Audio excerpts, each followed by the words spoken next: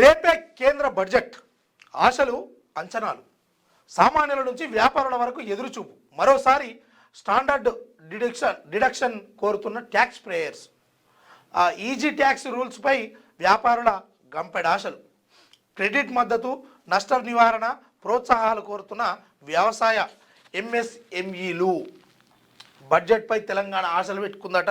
మరి మన రాష్ట్రానికి ఎంత బడ్జెట్ ఇస్తారు ఏంది జరా చెప్పేది పెద్దగా ఉంటుంది కదా ఆడాడ. మరి ఈ మంత్రులంతా తెలంగాణ రాష్ట్రం నుంచి ఇద్దరు మంత్రుల దాకా ఉన్నారు కదా, వీళ్ళు ఎట్లనే పెట్టి జర మనకు తెలంగాణకు ఆశలు పెట్టుకున్నాం. తెలంగాణ సర్కారు ప్రజలు వీళ్ళంతా కేంద్రం నుంచి వచ్చే బడ్జెట్ కోసము ఆశలు పెట్టుకుంది.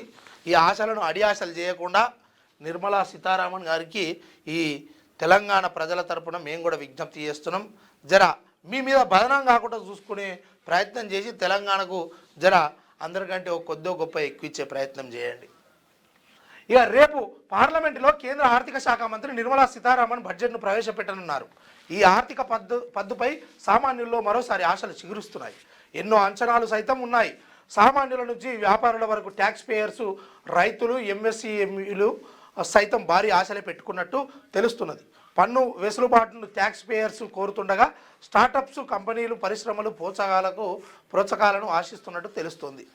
ఇక రేపు వచ్చే బడ్జెట్ వల్ల తెలంగాణ రాష్ట్రానికి ఏం రాబోతుంది, ఇతరు వాళ్ళు ఎన్నికైనటువంటి రాష్ట్రాలకు ఏమి ఇవ్వబోతా ఉన్నారు అనేది రేపు తేలాల్సి ఉంది. దీనిపైన ఉత్కంఠ చర్చ జరిగే అవకాశం ఉంది రేపు. ఇక